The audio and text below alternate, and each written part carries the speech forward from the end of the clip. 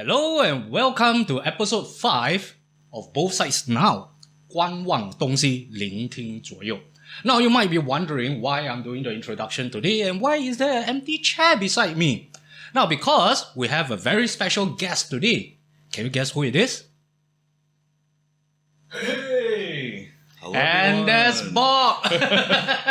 Hey, Thank you for having me here, man. Hey, thanks man, thanks man. Welcome home. Yeah, we're doing this like 5,000 kilometers away the last few times. Was it really 5,000 kilometers? I think so. Serious? Serious? Yeah. Singapore to Australia? I think so. Actually, I think it's about that, about 5,000 kilometers. Someone fact check this for me. Someone fact check Or just put this. it as an arbitrary thing. Yeah, and leave it in the comment section. So Yeah. finally, in episode 5, we are doing this live now, as in face to face. Yeah. So welcome home once Thank again. you very much. Thank you very much. So how was the trip? The trip was good. It was my son's very first flight. Thankfully, he survived it without too much crying. That would be annoying. Yeah, we're a bit concerned that he would have issues with his ears popping, when the plane's going up. Oh, the air and pressure going thing. down. Yeah, but he was asleep during that process, so thankfully he's all good. And here's to many more flights to come. To China and all over the world. To find his roots. But before that, you have to move further south first, like you say. Before that, moving further south, we might be looking at moving to Tasmania. All right. Sometime in the next few years, so we'll see how that goes. You might as well just skip the whole process and move straight to Antarctica. Every few years you move a bit further south. Yep. Yeah, That is something I've thought of before. Maybe one day could go visit Antarctica to check it out, see for ourselves. I don't know if calling it home would be a practical thing to do, but It's you, we man. shall see. We're almost reaching the South Pole already, and where next after that, right? A round trip back up north. A round trip back up north. Yeah, the other side of the globe. For intergenerational continuity. But anyways, dear viewers, Bob just touched down last night, right? Yes, last night. So, no jet lag. So far, I think I'm still okay, but if I pass out in the middle of the podcast, Don't worry about might it. be the man. jet lag. Yeah. I'll just throw you out the window. Yeah, anyway, it's a 2-hour time difference, so it's not that bad. So not that bad. Yeah. So, still feeling the warm welcome already? When I arrived at Changi Airport, Yeah. my first impression was, wow, beautiful airport. I'm glad to be home. And then the temperature really started to sink in. Because I was still wearing my winter clothing, because it's currently at the end of autumn in Australia at the moment. Right. And oh my goodness, man, I was sweating buckets. Even before I went outside to the open areas, even in the air-conditioned areas, I was sweating. Crazy. Yeah, I was like, whole body was wet, man. So, showered twice, or was it 3 times yesterday? So straight away, that's like, before even talking about culture shock, Yeah. you already have Environmental shock. environmental shock to the system. Yes. Yeah.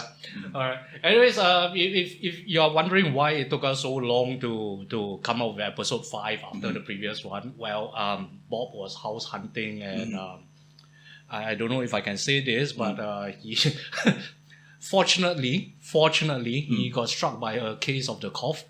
Yes, I did suffer from COVID for a little bit. It wasn't the best experience. Yeah, and he was planning his trip back here, so we thought might as well wait for him to come back before doing this episode.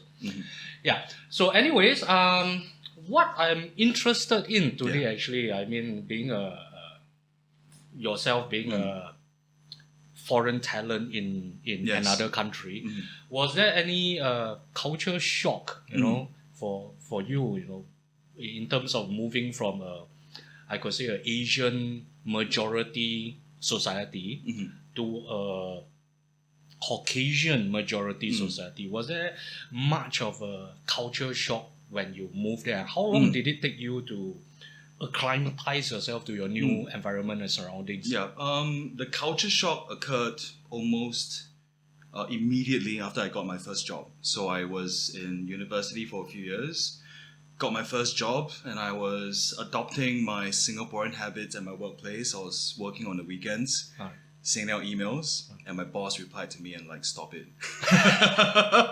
And immediately I know that this is a completely different environment, because if, at least from her perspective, if you can't get the work done by Friday, then perhaps you need to reevaluate how effective you were. Right. during the course of the week. So that's the major culture shock, the work culture. The work culture. In which by 4 p.m. people are wrapping up and deciding to head home. Traffic jams begin at 4:30.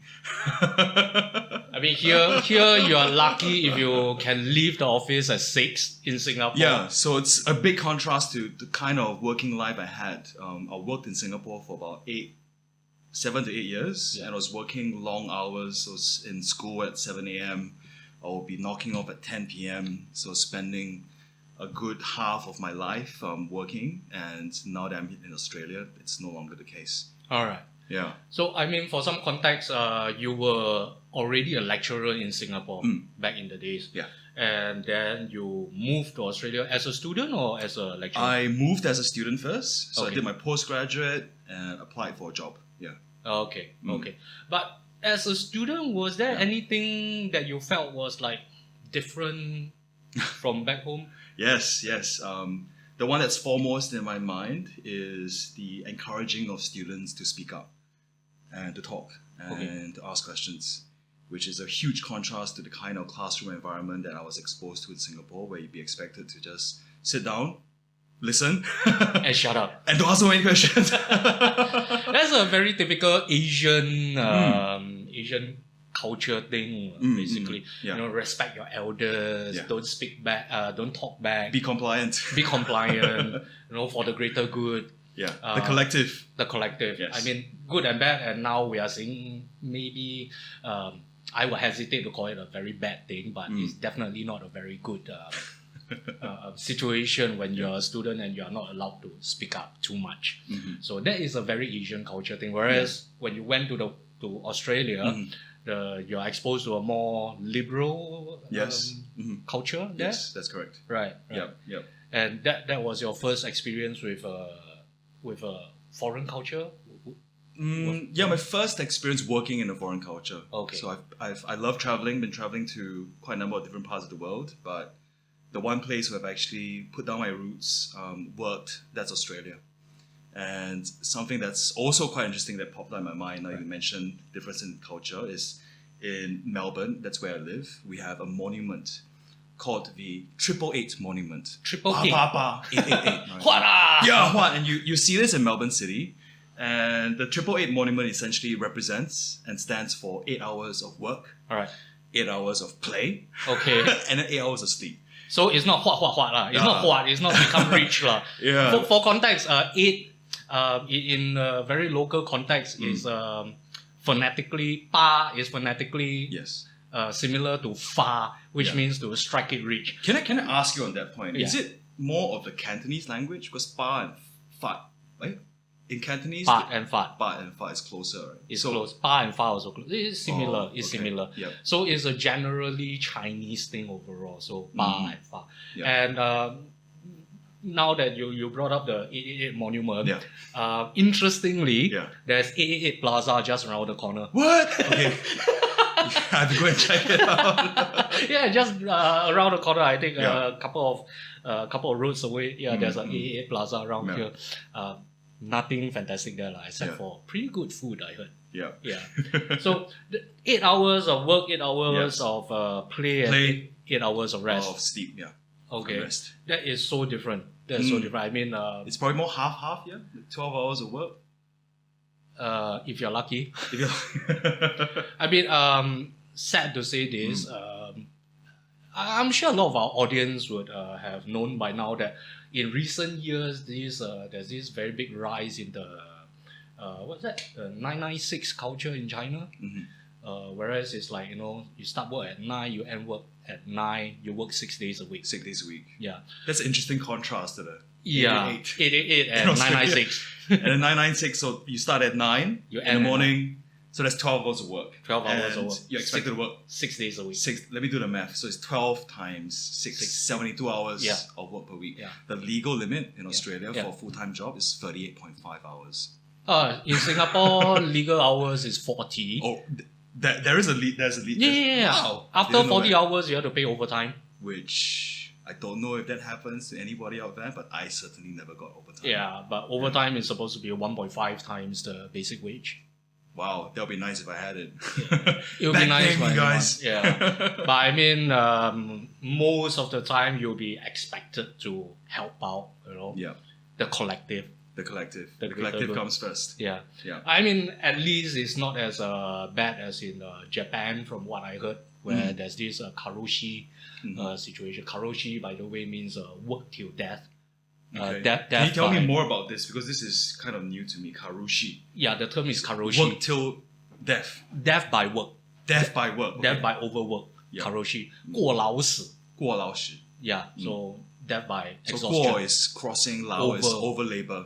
And then, 劳 is labor, 过 is over. okay. So a direct translation would be over labor death, which means death by overwork. Karoshi is a Japanese thing. So at least we are not at that stage yet. But I heard in some corporations in China with the very strict 996 system, it's there, it's near there already. Wow. So very luckily, Singapore, we don't have that kind of culture, although it's seeping in. Which is ironic because at the same time, there are a lot of people around here that are actually asking about the feasibility of a 4-day work week. I've heard that. Yeah. Do you think it's possible? In Singapore? Yeah. No. Okay. No, not here. Yeah. Not because the people don't want it or whatever, but I'm going to, once again, Uppy's hot takes. Yeah. Uppy's hot takes. Let's hear it. Because of the business owners in Singapore, I mean, I used to work as kind of a consultant for businesses in Singapore. Yes. And I gave it up. I just can't. I can't anymore because a lot of these business owners in Singapore, there's a reason why we don't have a lot of very big Singapore brands.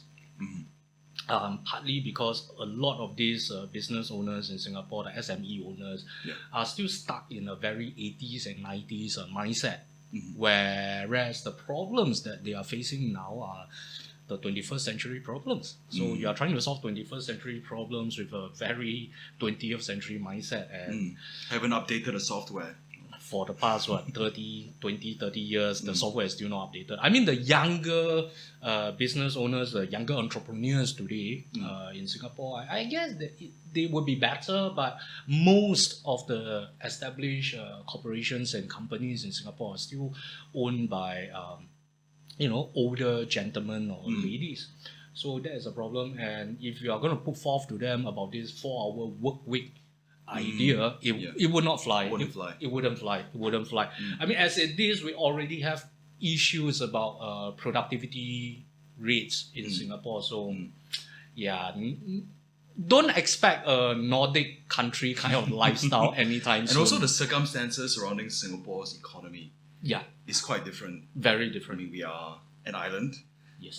We don't have many friendly nations around us. Malaysia, Indonesia had formally attempted to invade us at some point. Invade. Very little in terms of food security. I know we rank very high in terms of global food security, but we don't grow much. Oh, talking about food security. Yeah. Have you read the The latest? chicken rice thing? The chicken issue?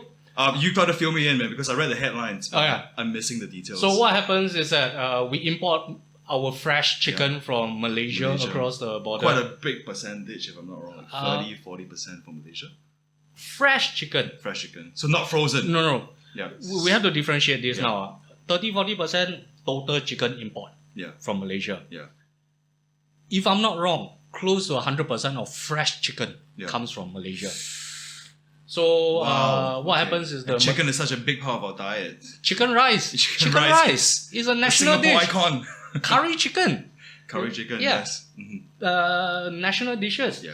So fresh chicken, what happens is that the Malaysian government, because the supply, their domestic supply is their domestic demand is outstripping their supply. So they've got to take care of their own first. Yeah, so they have to feed take their own people. Yes. Okay. And therefore, they are saying that, 1st of June onwards, they are going to ban all exports of live chicken to Singapore. Oh. Yeah. Like. Yeah. So They are banning Okay. export of fresh chickens. into Singapore for at least a month, and then they will see what happens. And food security. So there goes our chickens, man. Oh my! So what are we going to replace chicken rice with? So there are a lot of hawkers and restaurant owners in Singapore that say that worst case scenario, they might have to close down for at least a period of time until they can find alternative sources of supplies. Goodness. Are we going to lose some of our hawkers and we won't know until next week, man. Yeah. Wow. So imagine this, man. Just the restriction or the banning of the supply of chicken is enough to... It's creating a seismic... Yeah, creating a seismic... I'm getting a lot of messages, my friends, in WhatsApp, like, we're getting chickens banned. I'm like... So now I fully understand the context. Yeah. Chickens are banned. So, yeah... This is going to affect what Singaporeans consume on quite a big scale, right? Because chicken rice, for example, is such a big staple in our hawker centers. Oh, yes. And huge. Maybe it's been a long time since I've been back, but I recall fondly that you could buy chicken rice for $3? Yeah, $3.50. So it's super affordable. Super affordable. In a super expensive city. Yeah. Like Singapore, where your houses are like super expensive, your cars, oh my goodness. For context, you say expensive cars. We have the most expensive cars in Singapore. And public housing. I live in public housing. This apartment that I'm living in now recently just crossed the $500,000 mark. And for context, if you recall in episode 4, we actually showed the location of the general area, and it's really in the middle of forested area. Yeah. So basically my apartment, where I live is like the northern tip of Singapore. For those of you who didn't watch the previous episode, northern tip of Singapore, nowhere near downtown, nowhere near the central business district, way up in the north, in the middle of nowhere. The only thing of note in my area is the shipyard, which is also moving out. And the shipyard's moving out. Yeah, all the shipyards are moving to the west. But that's been such an iconic part of the landscape over here. The Sembawang shipyard. It's been around since the Second World War or before. Second World War, around there. The British built the first naval base, and then we built the shipyard around there for, Wow, they're gonna move that whole thing. The entire what do you call that? Shipbuilding, ship repair industry, everything. All these heavy industries are moving to the west, where they are reclaiming. Yeah, the Tuas, where they are reclaiming the whole Jurong Island area. Everything will be shifted there. Wow. Yeah, that's a massive move. Massive. Due to be completed, I think in the next decade or something. Okay. Yeah. So that's a huge thing. Where were we? Chicken rice. The price of chicken rice. Yeah, chicken rice, housing, cars, and everything. Yeah. So everything is expensive in Singapore except for food. If you don't eat in restaurants, it's generally very affordable. So if you go to like the hawker centers, the community markets, the kopitiams. I was supposed to go with him, but we had a miscommunication, so whatever. So the thing is, that gave actually a very false sense of food security in Singapore. We thought we did. Yeah, we thought we have very good. Ranked very nicely in the international rankings, but. Because we have a lot of import sources. We import from a lot. I mean, we have eggs from Norway or something, if I'm not wrong. So, the thing is, this little incident is like a stark wake-up call that, hey, one small thing can really affect the big picture, the economy in ways that you never imagine. And that is part of the unique situation that Singapore find ourselves in, which would be very unthinkable for a lot of people who's never lived here, who did not grow up here. So I mean, like I don't think where you live in Australia, you will have an issue of running out of chickens, do you? For a while, I had my own chickens. Oh yeah, you have your own ducks, I had quails. What else did I have? Yeah, chickens, ducks, and quails. Yeah. So I mean, that's also another thing. You can actually rear your own livestock, correct, in a way, because you have it's enough a lot land. easier to try to achieve a certain level of self-reliance. Yeah. Whereas over here, because the majority of us live in HDB blocks and flats, there's just no room to grow your own food. Yeah. By the way, I had a pet chicken before. You did? Yeah. Which place was it? In my old place at Bedok, when I was a kid, nice. I had a pet chicken. Yeah. So we bought a chick for like, I don't know, Yeah, I remember you used to be able to do that. Yeah, go you to the used to- markets. to you could buy buy yourself a chick. Yeah, I bought from my primary school. Yes, yeah. My primary school had this eco garden. Which market thing. was this? No, The- school. I bought In from the my school? school. From my school. They brought chickens to the school. No, because we had Yeah. this eco garden in my school back then. Oh, okay, primary okay. school, so they had this. They grew chickens and plants and Yeah. fruit trees and everything. Yeah. That was back in the 80s, by the way. Mm. Oh, yes, we are old. So I actually Aging youths. Yeah. bought this chick and I reared it. And one day I came home from school. I couldn't find my pet chicken, and instead I found a pot of chicken soup. My dad cooked the chicken. Oh. So, Wow. That's rough, man. rough, man. That's very rough. Imagine you're Yeah. what, 10 years old, 9 years old, 10 Yeah, you years old. wouldn't have the mental faculties to process such a Yeah. like. My old man just decided one day that, yeah, it's big enough to be soup. Jeez. Wow, that's hardcore parenting, man. Hardcore. 80s Asian parents. You think Yeah. you know what tiger moms are today when Yeah. you watch like Wait what? till they cook your pet chicken. Wait till they cook your pet chicken. Seriously. Asian Yeah. parenting. Tiger moms are nothing, man. Not the tiger mom you see on TV. That's nothing, man. You don't get to see the real. In fact, today you don't see that anymore already. The real hardcore stuff. Yeah. But yeah, that's the difference. I mean, overseas you have more space and stuff to grow your own thing, Yes. do your own stuff. Yeah.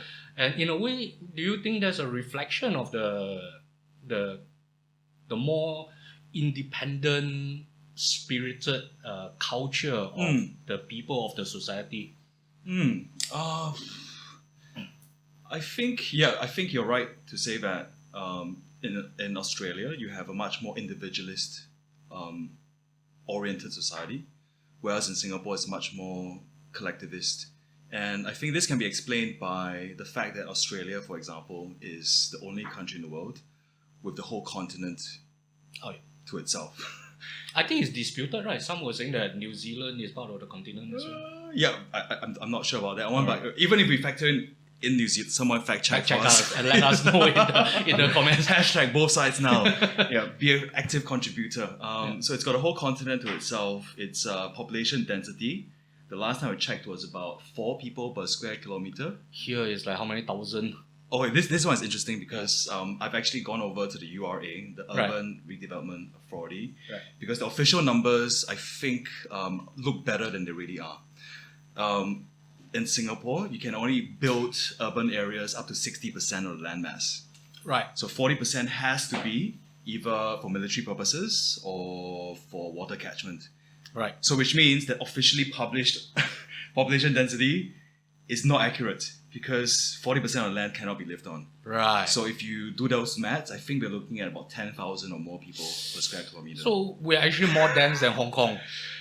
Possibly.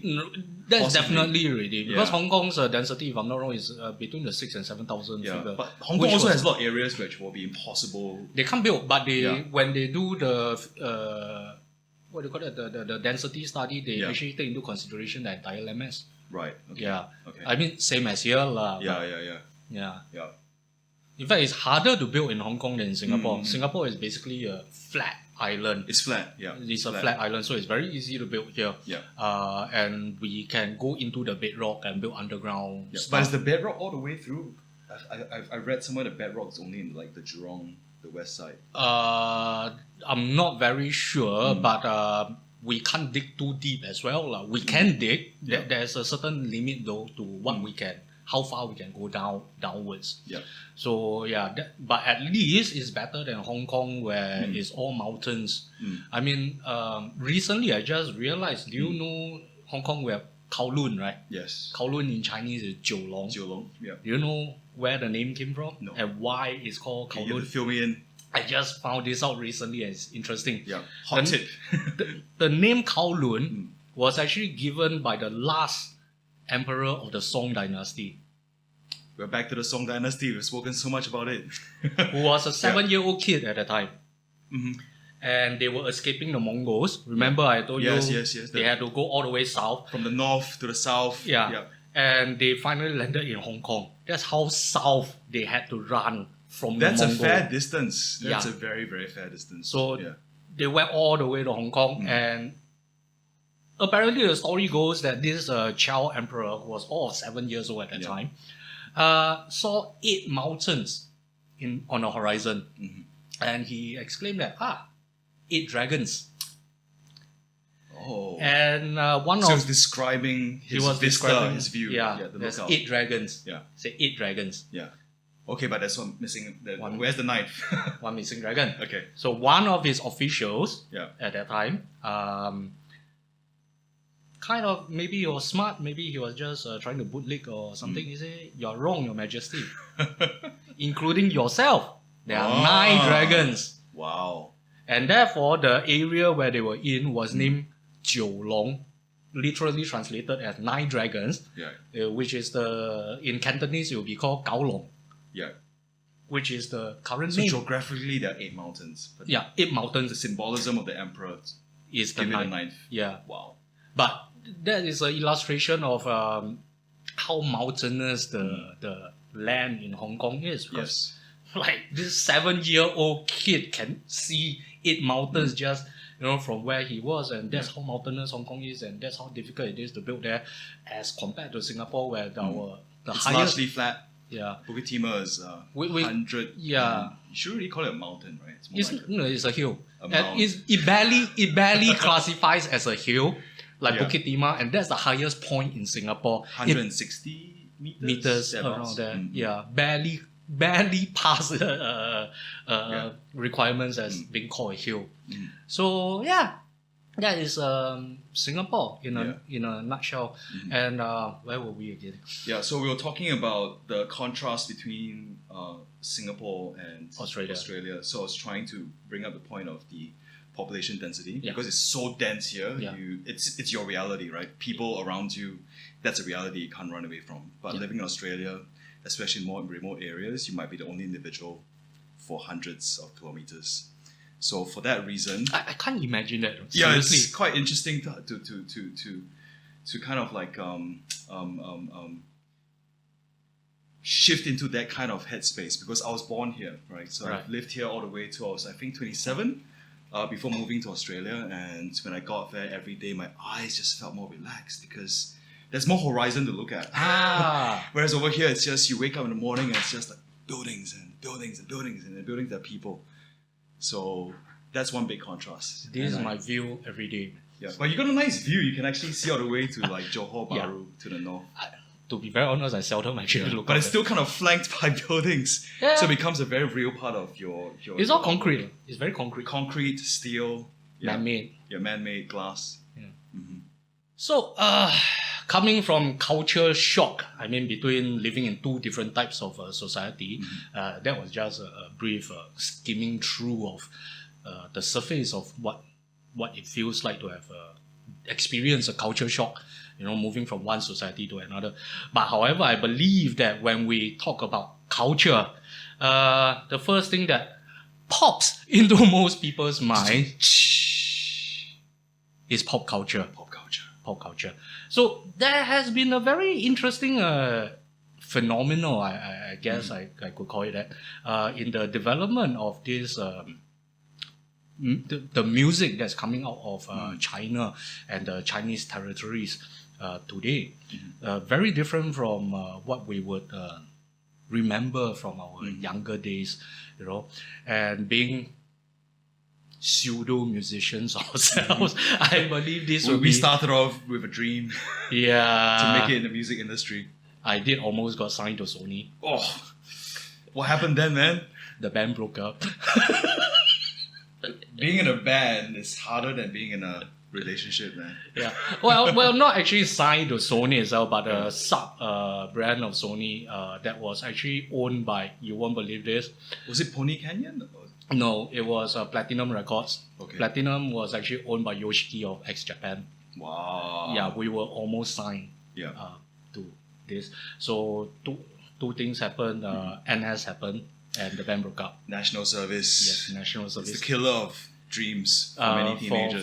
For people who are not familiar, national service is basically the conscription system in Singapore.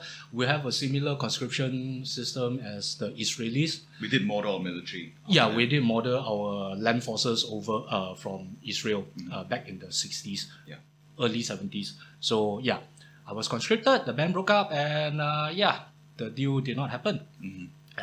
But anyways, what I was trying to say is that the development of this Chinese music in terms of the pop culture is interesting. There is a resurgence of Chinese influence. Surprise! Yeah. I mean, you would not think that, hey, it's Chinese music. Of course, you have Chinese influence, but that's where a lot of misconception lies, because most of modern Chinese pop since the early 50s, 60s, and 70s onwards is heavily Western influenced. Yes, that's correct. Right? I mean, even in the 20s, what's the most famous genre of music in Shanghai? Jazz. Jazz from the 20s. Yeah. So big band. That kind of stuff, big band, jazz is, and that lineage of influence continued, after the Civil War, World War II. A lot of these richer, higher society moved. They managed to escape, so they moved to Hong Kong, and they brought with them these artists and musicians, from Shanghai, which arguably had the richest people in China at that time. So they went to Hong Kong and they brought these influences with them. A lot of the musicians, the artists, I didn't know that. Actors, they moved to Hong Kong. And that was what spurred the growth of Hong Kong and how it became the Eastern Hollywood, for a period of time. It was the center of entertainment for a while. Growing up, most of the entertainment from China I experienced were from Hong Kong. Yeah. So the Shaw Brothers, they have a big presence in Singapore, don't they? Shaw Brothers. There was a Shaw Brothers Southeast Asia was actually an independent entity from Shaw Brothers in Hong Kong, and Shaw Brothers in Hong Kong actually started in Shanghai. Okay, this is new. This is earth-shattering for me. Yeah. So wow. Okay. Shaw Brothers, why is it called Shaw Brothers? Because if I'm not wrong, there were 4 brothers from the Shaw family that started this business. Yeah. And originally it was based in China, and then, with all the conflicts and everything in the last century, they moved to Hong Kong. Yeah. Can I interrupt you on the surname Shaw? Yeah. Is that a Chinese? Yeah, Shao. What? Shao. I always thought it was maybe the result of intermarrying, so it's actually a Chinese surname, Shaw. Yeah. Shao. The translation sounds very Western. In Mandarin is Shao, S-H-A-O. Yeah, Shao. Wow. Okay. So Ran Shaw, the boss of Shaw organization, Shao Yifu. Ooh. Which is actually not his original name. I always thought it was a Eurasian name, so this is okay. But the English name sounds a bit ridiculous to me. It always sounded ridiculous to me. Ran Shaw. Yeah. Where the heck are you running off to, man? Yeah. But anyways, I guess he ran from Shanghai to Hong Kong. Yeah, because the Shaw family had a big presence in my school. Of course. The auditorium was called Shaw Auditorium. They donated a lot of money to my school. The first cinema in Singapore, if I'm not wrong, was built by the Shaw organization. Okay. Yeah. Wow. So they do have a lot of influence around Southeast Asian. This will be interesting because they have a very big influence in the entire Chinese diaspora at that time. Okay, you have to fill me in on some of these details. I mean, back then, if you remember, Singapore was not Singapore independent sovereign country. It was part of 1965. Yeah, so it was a part of Malaya. Yeah. So the Shaw organization actually came into Southeast Asia before independence and all that stuff in the 50s. If I'm not wrong, they came into Southeast Asia, and the first cinema here was built there, and they set up this Shaw Southeast Asia, which actually made Malay films. I've been to the film studio. It's Balestier. Yeah, the old studio. Yeah. In Hong Kong, they actually bought the entire mountain. The entire mountain. They bought the entire mountain and built the sets and everything there. And then they came to Southeast Asia. I believe there are quite a few videos on YouTube telling the whole history of Shaw, but Yeah. from my limited understanding, this was their move. They are like you, they keep moving south. They kept moving south until they hit here. But the thing is, the main source of Chinese entertainment, cinematic entertainment, was basically all produced by Shaw. Yeah. During that time, they were the most popular media company, Chinese media company, back in the day. So definitely they would have a very big influence on the diaspora, because the only form of media entertainment they Our had. connection back to Yeah. the home land of ancestry is through these media. Yes. So it's interesting, when we talk about cultures, apart from pop culture that most of us would think about, if we don't think about pop culture, the image we have about when we talk about the term culture is usually very dry, very Asian, very historical. Culture is very historical, very traditional. Yeah. But the spread of culture is actually, in my point of view, is it makes use of a lot of this new stuff, this exciting stuff. Yeah. Because I believe culture is not a fixed thing. It's very fluid and it's ever evolving. Yeah. So this media and everything is it plays a big part in the evolution of culture. Yeah. And the interpretation of each 'Cause community. one way for culture to spread Yeah. is through media. Yeah. Look at what the West has done for the past 50, 60, 70 years. They've had a lot of cultural influence. A lot. The way we dress. Okay, language that we speak. I can't say it. I can't say Okay, yeah. you still got but for me, it's probably 100%. Yeah. Yeah. So I mean, this is what we would call soft power. This is soft power. The influence of the mind, the influence of the ideology. The mind, the behavior, the attitudes, the outlook. Yeah.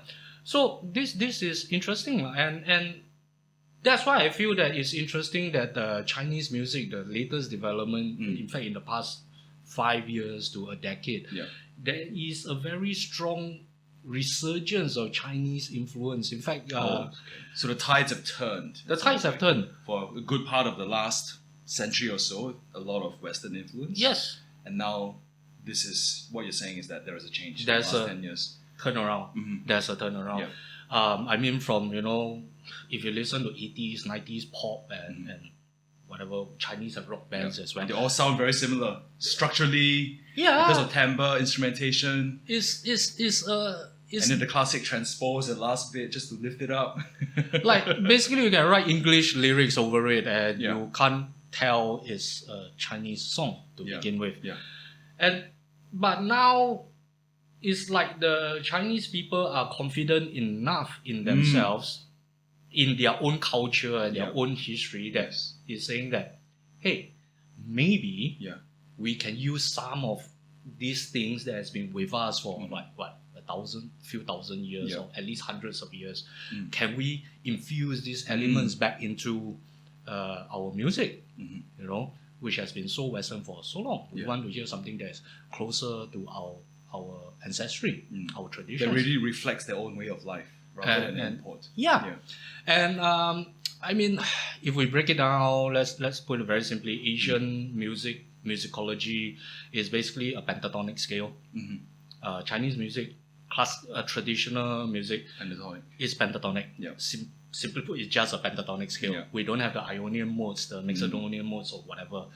Just a simple pentatonic scale. It's only with the influence of the Western music that we start to have the 7-note scale. And what better way to have the first point of influence being jazz? Of all the genres. Of all the genres, The toughest one. jazz. I mean, if you are not familiar with music, jazz is, oh my god. We are not talking about elevator jazz and stuff. Not music. That's just kind not of like music. stuff playing in the hotel lobbies. No, but jazz as in like jazz, You need to be a supreme musician. Yes. You need to have To both play and appreciate. a mastery of musical theory. Yeah. So that was like a hard shock to the system. For Well, now that you mention it, that's a big quantum leap from the pentatonic scale, 5 notes, to jazz, where the boundaries are like, wow, okay. Okay. Yeah, majors and minors. Don't talk about seven notes and in total 12 semitones and everything. From 5 notes to 12 semitones is a big jump, and that's coming from a background where they were still listening to traditional Chinese opera and folk music to jazz. And now what's happening in the last 5-10 years is that there is a re-infusion of this traditional Chinese folk music back into their pop culture. So rather than being on the fringes, yeah, it's coming back into the mainstream. Like when we were younger, we would think that Chinese opera is for our older folks. Our grandparents, basically. Old people stuff, basically. Okay? Hot take. So, hot take! Yeah. But now, the younger Chinese are taking this opera and folk music, and they are thinking that it's something that's really cool to be infused back into this their pop music. Like, we were listening to just now. I see if I can pull up some clips, to put in. Hopefully, we don't get copyrighted. Fingers crossed. Fingers crossed if we can. But we heard just now there's a song called 青花瓷. 青花瓷. For those of you who know, it's by this very famous singer called Jay Chou. Like he's almost like the Asian version of Michael Jackson now. And what's interesting is that Jay Chou brought R&B into Chinese music. It was in the 90s when he in the started? 90s. Yeah. In the 90s. So before that, we had normal pop stuff with the normal structure. Very formulaic pop stuff. Yeah. Predictable. Yeah. Like if you think about any of those pops, run-of-the-mill pop singers. The 3-minute verse, chorus, bridge, verse again. Yeah, something like that. Yeah. So before that, the Chinese music was basically like that. Of course, there are some outliers, but mainstream is like that. And Jay Chou came in, as he was a pub singer. He played the piano, keyboards, and sang in the pub. Yeah. And he brought R&B and rap into Chinese music. Yeah, I love Jay Chou, by the way, because I think he had a song in Fearless. He had a 霍元甲 song. Oh yeah. No, it's quite interesting, the cross-pollination of the cultures. I'll let you hear a cover of it later. Let's do it. It's crazy cover. It's a crazy cover. Is it better than the original? Oh, way better. Okay. By this singer called Hua Chenyu, which is one of my... I know Hua Chenyu! Oh, sorry. So you know Hua? But that's the reaction, because I know his Sun Wukong song. And so that blew my mind. So imagine doing that to... Yeah, because he really brought... I guess he's like... I mean, he's not a clone of Jay Chou. He's really elevated. He's like used as a platform to really take it up to the next level. Because so imagine his approach to rearrangement on that Jay Chou song. Yeah. Okay. It's crazy. My hair is already standing already. I can feel it. I think it's an aircon now because my hair is standing as well. But anyways, what I was saying is that we were listening to this song and it was not by a famous singer or whatever. It was a cover of 青花瓷. And it was on YouTube. On YouTube. I think I'll put the link below later so you can check it out. By this internet singer. I don't know what else to call them. There are a lot of them from China nowadays. She's very, very, very productive. She's like hundreds of videos on her channel already, like 1.5, 1.6 million views per video. Yeah. Thereabouts. And interestingly, coming up from China where YouTube is banned. You fill in the blanks for yourself. So what happened is that 青花瓷, as we know, is got a very R&B vibe. Yes. To the song. I mean, obviously, Jay Chou brought R&B from the West, that influence, into Chinese music. Yeah.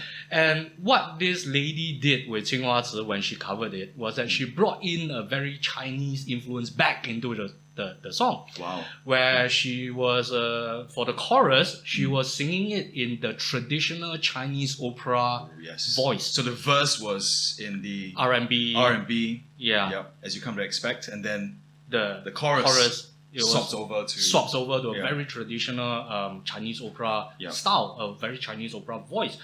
And coupled with the lyrics, which personally I feel is Fang Wenshan's masterpiece, his magnus opus, coupled with those very beautiful and very traditionally Chinese lyrics. When you're translating the lyrics for me earlier, I was like, this is deep. Yeah. Because phonetically it means one set of things, Yeah. but when you actually understand what the words are supposed to express, And the imagery the that imagery, the visualization, yeah. tear rolling down the eye. This is I think it's something unique in Chinese literature. We call 意境. Okay, this is new to me. Yeah. 意境. Yeah. So Yeah. for Chinese writers, Chinese literature and everything, the goal or the ultimate, the pinnacle of Chinese writing is to have a mastery of 意境. 意境. 意境. Would it be like a metaphor? If we split out the word and translate, 意 Yeah. means 意识. intention or meaning. Intention. Okay. 境 would mean environment. Ooh. Environment or what do you call that? Ambience. Mm. So in Chinese literature, traditional literature and even modern literature, it's always about how are you going to present the 意境, the intention, the meaning, and the environment. How do you link those two? How do you express an idea through environmental cues? I see. Yep. So that's why you see in Chinese poetry and literature, there's a lot of imagery. Yes. But the thing is, although you see the imagery, you read the imagery, but you feel something. How does the image make you feel certain things? So that is kind of like the pinnacle of Chinese writing. 意境. Yeah, 意境. 意境. This idea was drilled into me during my days at school. I was robbed, man, because in my school they didn't teach us these things. This was when I was undergoing teacher training at NIE. So when I was doing my Chinese major, Right. so this was something that was drilled into me that this is what you should be striving for when This you this write. applies to all contents, from Yeah, for literature Chinese. to poetry Yeah. to music. Yeah. 意境. Yeah. Okay. So it's a very art. I mean, I always felt that the Chinese language is a very art language, whereas the English language is a very pragmatic language. So there is the esoteric and the abstract, and the very pragmatic and the very Functional. So a lot of times it's very difficult to translate between the two. Yes. Yeah. Because definitely, the term lost in translation is very true in this context. Yeah. And it also applies to Japanese and to a certain extent Korean as well. So the Asiatic languages are basically from this. They are all descended from the Semitic language tree. So it all carries this what do you call it? What's that word? they all have this similarity in them.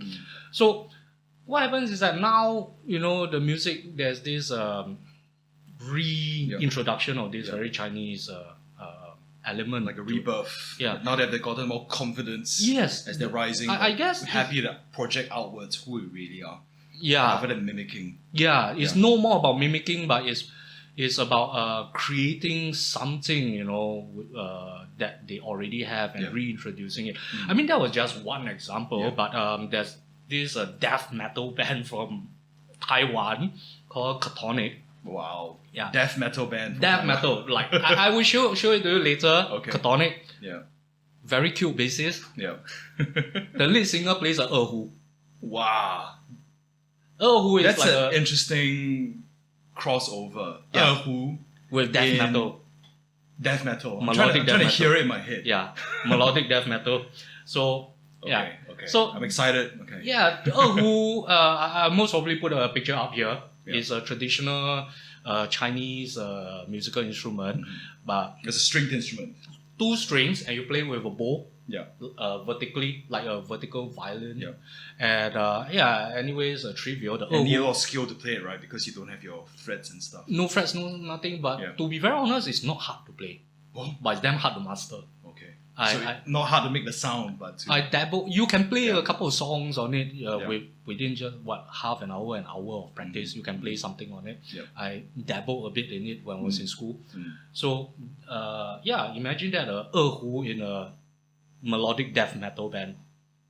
I'm still processing. Yeah, and that's one. Then Yeah. there's the by the way, this new pop movement with the traditional Chinese elements. Yeah. They actually have a genre for it now. They call it 国风. Ooh. 国风. 国风. Mm. Yeah.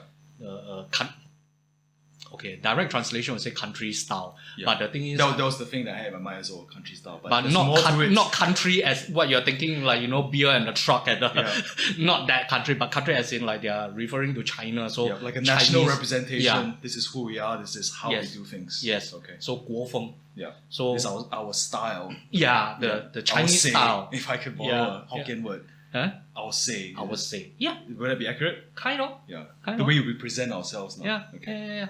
So that's the thing. I mean, there are a lot of examples of this. I mean, you have the Erhu in a death metal band. You have this traditional opera in pop, and there's this rock band from China called 二手玫瑰, if I'm not wrong. 二手玫瑰. Secondhand Roses, if I'm not wrong. They are a rock band that actually started off as, I think, a traditional folk performance or something, and they became a rock band, and it was more glam than a lot of the glam rock stuff you see from the 80s. Okay. They're still performing now. So they've pushed the boundary even further for what glam for means. all of you people that say that the Chinese government will crack down on anything, 二手玫瑰's lead singer will go on stage in a dress, high heels, shaved head, is a guy. In a dress, in a cheongsam sometime. And to contrast that imagery, shaved. Shaved head with makeup and all. Imagine Dee Schneider, you know, Twisted Sisters, Dee Schneider. Twisted Sister was the name of the band that was in my mind when you mentioned glam. Yeah. That makeup, that look, no hair, in a cheongsam and high heels. And in the audience, they will give out these traditional Chinese fans. Yeah. Not a fan like this, but the ones they use for Chinese dancers. You know, the Chinese fan dance, the frilly. So we're talking about scale here. These are quite large fans. And very frilly. Lots of like things dangling pink. around. Yeah. No, like silky, frilly pink fan. Yeah. You know, almost translucent. Sometimes. Yeah.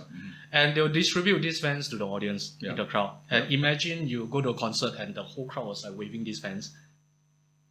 Wow, that's a powerful way of engaging the audience, man. Yeah, and this is a very traditional Chinese thing that you don't see in and they are a rock band. Yeah. So it's not only in terms of the musical context where they are bringing in all these traditional influences. The cultural objects coming into play as well. It's coming in.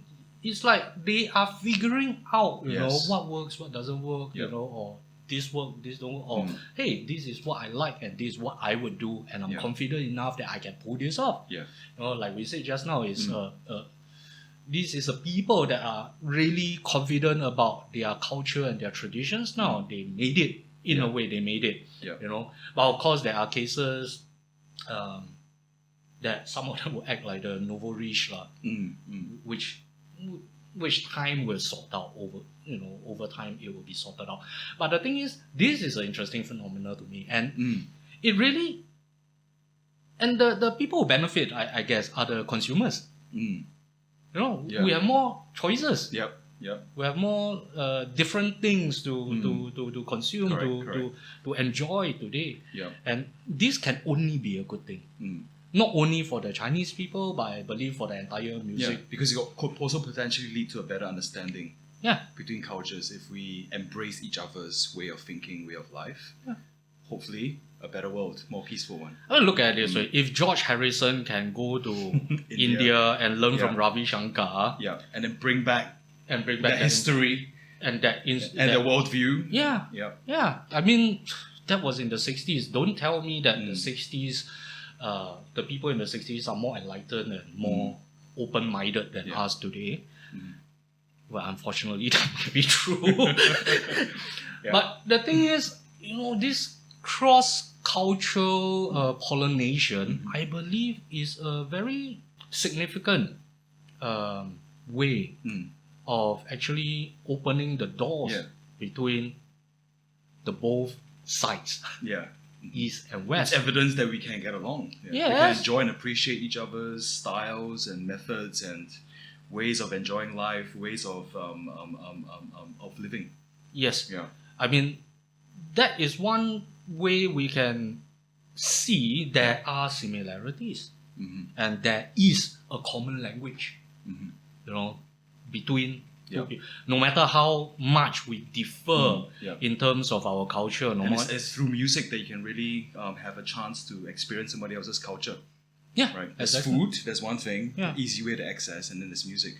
No, I mean, apart from all these influences and resurgence of these local and traditional influences back into the music, Yeah. and we were saying that is a very common language, a very good way for communication between the East, Cross-culturally, yeah. cross-culturally between East and West, and this is something you would not expect. Yeah. Like really, no one would expect this, but. I'm sure some of you have heard about this music festival called Wacken. Wacken. And you just filled me in on the details because I did not know about it before. Yeah, Yeah. it's basically one of the biggest heavy metal music fests in the world. Is it like the Olympics of heavy metal? It's huge, lah. Okay. It's huge. It's a yearly thing, if I'm not wrong, and somewhere in Europe. I can't remember exactly where, Germany or something. As usual, leave it down in the comments if you know where Wacken is held every year. But it's one of the biggest metal music fests in the world. And what happens is that over the years, recently, you are getting more and more Asian bands playing at Wacken. Wow. Yeah. Okay. I mean, we all know metal, death metal, melodic metal. The image in your mind is probably associated with a specific group of people. The Nordics, Yeah. you know, they are the huge Yeah.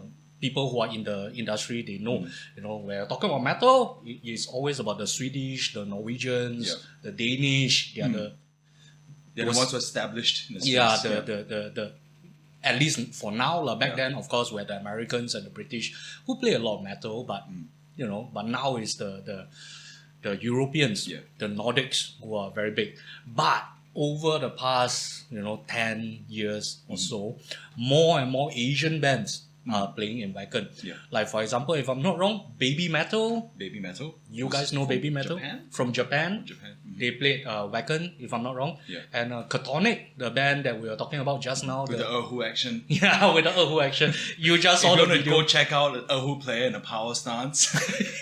Catonic. Catonic. How do we spell it? CTHONIC. Catonic. I'll leave a link in the description below. Yeah, so you can check them out as well. So they play Wacken, and if I'm not wrong, Love Bites, another Japanese all-female metal band, and I describe them as if Iron Maiden all married Japanese wives and had Japanese daughters. This is the baby they will have. And this is the baby they will have. Love Bites. Yeah. I think they either play Wacken. Iron Maiden, Japanese daughter, Yeah. Love Bites. Yeah. You So- heard it here first. You heard it here first. They are looking for new bassists now, by the way. So what happens is that I don't know if they play Wacken, but they definitely played in some of the big metal fests in Europe. I mean, metal is huge in Europe, Right. and more Asian bands are playing there. So And in a way, I think they are also bringing their influences into Europe, like through the instrumentation, the instrumentation, the arrangements, the and lyric. the lyrics. I mean, a lot of times, this is something very, very, very interesting as well. A lot of times they will release an album in their native language, native language. Yeah. in their home country, Yeah. and then they would re-record an English version of their songs Wow. Okay. for the European So the market. minus one and then add in the Yeah. English vocal track afterwards. So, So you're really thinking global market. yeah, Yes. I mean, but for Love Bites, they basically don't even have Japanese songs. They are a Japanese band, but all their songs are in English. Wow. Yeah. Okay. But for bands like Catonic, like just now Yeah, we saw, well, there are English So it's versions. both native as well as English. Yes. Yeah. And this trend actually started before it was even a thing way long ago by this band called Seraphim, Yeah. who were from Taiwan as well. Okay. I'm not familiar with Seraphim, so this dates back to when? Very, very well. This is all the way back to the late 90s, early 2000s. Seraphim. Unfortunately, the singer passed away, and they didn't, go very far after that. But they were, if I'm not wrong, one of the first iconic melodic metal bands from Taiwan with a traditionally trained soprano as the lead singer. Wow. Okay. Interesting stuff, where that's the very early days of symphonic and melodic metal, basically. Yeah. But you have one screamer and one soprano. That combo. Nice contrast. Yeah, that combo Yeah. that is kind of common today, Yeah. where you see like Nightwish and stuff like that. But back then, this Something that's novel. yeah, it was very novel. And if we want to talk about these very early bands with their own local influences, there's this band. Now finally we talk about a China band from China, and we are talking about the late 90s, mid to late 90s. Of course, back then we have Cui Jian and Hei Bao and all these rock bands. But they were basically Western rock music with Chinese lyrics. Then you have this band called Tang Dynasty, Tang Chao. First time I heard them, it was like, Describe the way you felt when you heard them. Okay, remember Because you've been doing music for a long time. Yeah, so fresh. And when I heard them, that was also during the time when I was still in music myself. Yeah. I mean, some of you would know I was a vocalist in a band back in the days. So when I heard Tang Chao, it was like something really like completely different. Yeah. And now for something completely different. They were the first time that I heard Chinese traditional influence in a very Western style of music. Wow. Yeah, well, just now we're talking about, the opera, the Chinese opera voice and stuff. Yes. The first time I heard that kind of influence was actually from Tang Chao. Yeah, that was the first time. And that was in the early 2000s or late 90s. I can't remember. Yeah. But crazy music. And if I'm not wrong, the guitarists and the drummers were actually graduates from LA's Musician Institute. Wow. Yeah. And Seraphim's players were also MI graduates. Yeah. The Seraphim that I was talking about, they were also MI graduates. Yeah. And Tang Chao, some of the members were MI graduates as well. And of course, my dream was to go to MI back in the day. Even before this. Unfortunately, here I am. National service. Partly, and costs. Yeah. Living in LA, I believe, back in the days, it's not cheap. Yeah. So, this influence thing actually is not like an overnight thing. It's not like just So past it's 5 taken a few decades. Yeah. It's been an ongoing process, I guess. But it's finally blossomed now. Yeah. After 10, 20 over years of development and evolution, they finally found that balance and that mix. And I believe it will only get better from here. And if the wider audience, from either side, from both the East and the West, can accept and enjoy this music, it will be a very good way to bridge and to start this conversation. They have a common starting point to have a conversation over. Yeah. Like imagine if I'm talking to a European metal fan, and suddenly I bring out the You have a topic common of, subject. Yeah, I can bring out a topic of Catonic, or I can introduce Tang Dynasty, or I can introduce some other. And there's a shortcut to making friends, right? Because if we both enjoy the same music. Yeah, and hopefully it would trigger a spark of interest. Like, where did this sound come from? Yeah. How did they make this sound? Yeah. What is the history of this sound? Yeah. And talking about sound and instrument, there's this interesting thing. I don't know if you know this instrument called the suona. Suona. Yeah, it's this horn. Phonetically, it sounds like I've heard it before. Yeah, but I don't have a picture in my head. It's a wind instrument, a reed instrument. Okay. Instrument. Similar to a recorder? No, with a bell, with a. Oh, so it opens up, flares up. And it's freaking loud. Yeah. Extremely loud. In what context would we hear a suona? They always say, suona. You will hear a suona in the most important days of your life. Your marriage and your funeral. I see. Yeah. Okay. So it's an instrument for, in Chinese we call red and white. Red and white. Events. Red events means auspicious events. Yeah. White events means funerals. Stuff like that. And the suona is usually used in these situations. Oh wow. Okay. It's very loud. Yeah. It's very sharp, and so it's very steeped in ritual. Yes, it's almost a ritual. It's almost a ritual instrument, and of course in operas, Chinese operas, you can hear them.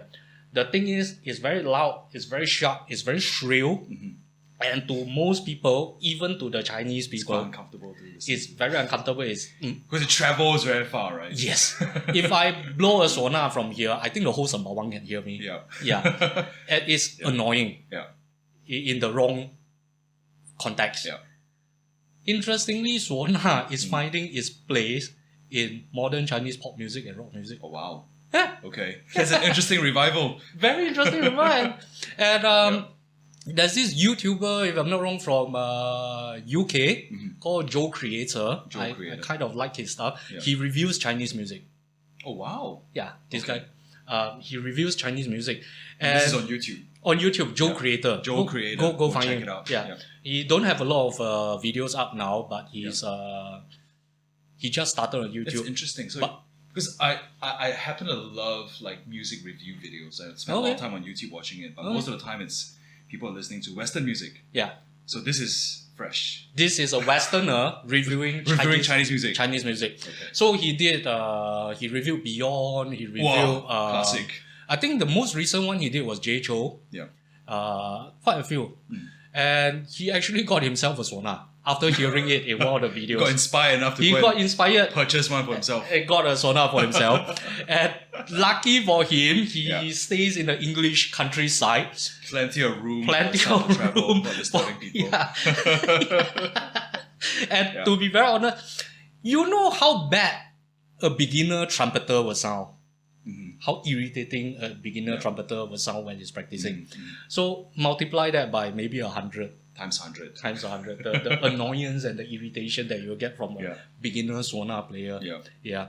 So, but the point is, this is an example of what we're talking about, that the conversation between, East and West, between the both sides, and for some reason, at least we know that there is at least one person that actually bought into this idea and is willing to have this, spark. This is the catalyst, maybe. to have this conversation, musically, we don't talk about politics or whatever, but Because he's gone beyond simply listening. He's actively trying actively to pick up the instrument and learn it. I mean, to be fair, he's a musician and a producer himself. He's a guitarist himself. Yeah. So, of course, he'll be interested in these instruments. But music, to me, I really do believe it's a very good conduit for conversation across cultures. Yeah. Yeah. Yeah. Like, how about yourself, man? Have you played anything? I mean, you're a drummer, I know that. Have you played anything that's like, not within your field of expertise? It's been a long time since I've actually played the drums. Serious? By the way, Yeah. apparently Bob plays in the style of Keith Moon. Really? I've not heard that description before. I think Wes was the one that Oh wow, said- yeah, I'm very pleased. Wesley, of course, is the bassist that and the multi-instrumentalist. the multi-instrumentalist plus the vocalist. But anyways, have you played anything that is like outside your own realm, like apart from the standard Western instruments? No, I must say that musically speaking, the songs we'll play, the genres we approach would all be Western in nature. Of course, but I Yeah. mean as like a side interest or... No, unfortunately, no. No? So this is very eye-opening for me, getting this okay. exposure that there's so many different other ways to approach music. Yeah. I mean, like a very bad analogy, there are Yeah. more than one way to skin a cat. More than one way to skin a cat. And I can very frankly tell you, Singaporeans hate that term, hate that saying. Yep. Skinning the cat? Yeah. Why is that? A certain Dr. M Oh. used that term before. Oh, I see. Okay. Yeah. Sensitive. Go Google it. You find figure it out. out. Yeah. But yeah, personally for myself, I played the erhu before. Yeah. This is something that no one would expect. I played the gamelan before. Your horizons are much wider than mine. Gamelan It's Indonesian. is an Indonesian percussive. Big setup, isn't it? It's Huge. How many bells are there? Oh, I can't remember, man. 20, 30? No, maybe depending. conservative? Oh, it's Depending on different. there's difference, Okay. and there are different. You have to play the gamelan in a gamelan orchestra. Yeah, you So- need a band. So it's different players will have Yeah. different setup, for Yeah. different parts of the music. So I had to do that Yeah, when I was in music school. yeah. And of course, the keyboard I had to play a bit. Mm-hmm. To be very honest, I'm really bad at playing. I'm a vocalist. I'm a vocalist, and I was audio engineer and producer. Yeah. So playing instruments is not my thing. So, but I had to pick up all this Part of the curriculum. part of curriculum. Yeah. But the Erhu thing was actually for fun. I Yeah. actually did it myself Yeah. much earlier What on. motivated you to go and pick up the Okay, in secondary school, Yeah. I founded the Lion Dance and Martial Arts Club in school. Wait, hang on. When you're a teenager and Yeah, you yeah, yeah. founded Yeah. a school club, Yeah, lion dance and martial arts. yeah. Wow. Okay. I mean, coming off the back of being national champion, Yeah. everything is easy. So like, yeah, we are going to be national champions, so I want to start a club. Okay. Okay. And my teacher, luckily, was very supportive. Yeah. And just so happened, one of my very close friends, a very good friend, is from the Chinese orchestra club. And their room was basically like 2 doors down from our club room. So sometimes I'll just pop over, say hi, Yeah. and then, Wow. Okay. yeah. And I mean, I don't think it'll be very surprising to say that I'm pretty popular with the Chinese teachers in school. Because you could speak the language. And I'm very deep into like the whole Yeah, history and tradition, culture, the yeah. tradition thing. In an era where most of the Chinese students of Singapore could not even speak the We've language. spoken about this before in the Yes, previous pod. yes. Like my Mandarin levels are Yeah. so elementary. Yeah.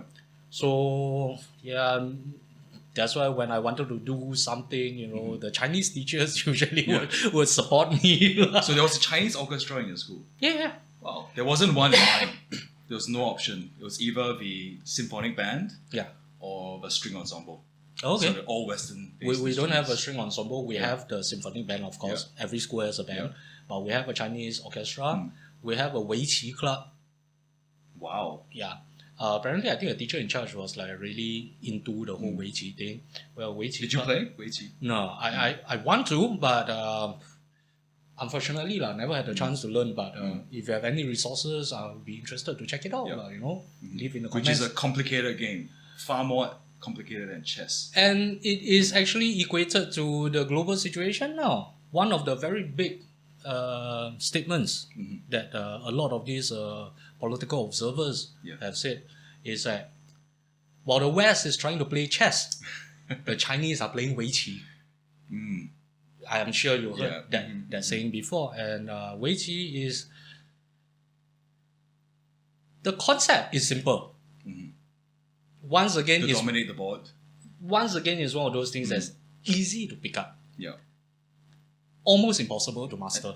What was the 成语 that you used to describe this? You mentioned this earlier. 易学难精. 易学难精. 精. Yeah. Yeah. Could you unpack that for us a bit more? Easy to Easy to learn, Yeah. difficult to master. Difficult to master.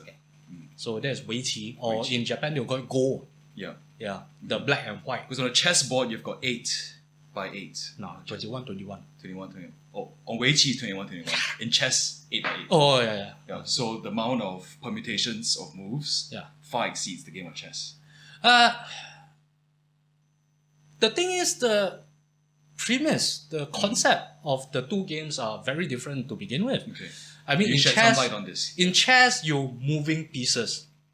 You're moving pieces. Pieces are always already on the board. You're moving pieces and you're taking out pieces. Yeah. Weiqi, you're placing pieces. Oh wow. It's because it starts with an empty board. Empty board, Yeah. Blank canvas. blank canvas, Yeah. and you place.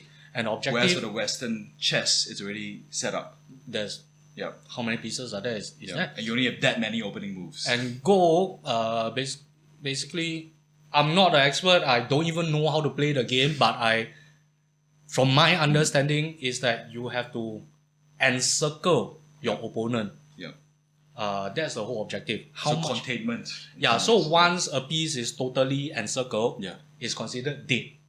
So at the end of the day, is who is encircling more of the opponent, kind of something like that. So what happens is that the way you have to look and think about the board is very different. Yeah. In chess, it's like, okay, which route do I take? Which direction do I take? Yeah. In Go or Wei Qi, it will be more like it is a totally different way of thinking that so you in have some to apply. ways, chess is more like subtractive because it's a zero-sum game, right? There's only all the options are already on the board. Whereas for Wei Qi, it's more additive. You gotta keep adding on. Also subtractive. Yeah. You're annihilating your enemies. I mean, the way to look at Wei Qi, a lot of times, a lot of these masters and the old texts and stories and literature, describing Wei Qi, would call it a battlefield. A battlefield. How do you deploy your forces? Each seed is a force that you deploy on the battlefield. So how do you deploy your forces to encircle your enemy? And once the enemy is encircled, they are cut off and basically they are dead. So the Wei Qi board is basically today, if we want to link it to the global situation, the Chinese are looking at the geopolitical and global situation as a Wei Qi board. Yeah. Where it's like, there's no fixed way to move. Whereas the West is still looking at it as a chessboard. How do we get a checkmate? Checkmate. So in some ways, it's more linear. It's very linear. It's very linear thinking. Very linear thinking when you're playing chess. Whereas when you're playing Wei Qi, the moment you step into linear thinking, you're screwed. You can't have linear thinking. So that is one very big difference in the mindset and the mentality. And how the hell did we get here?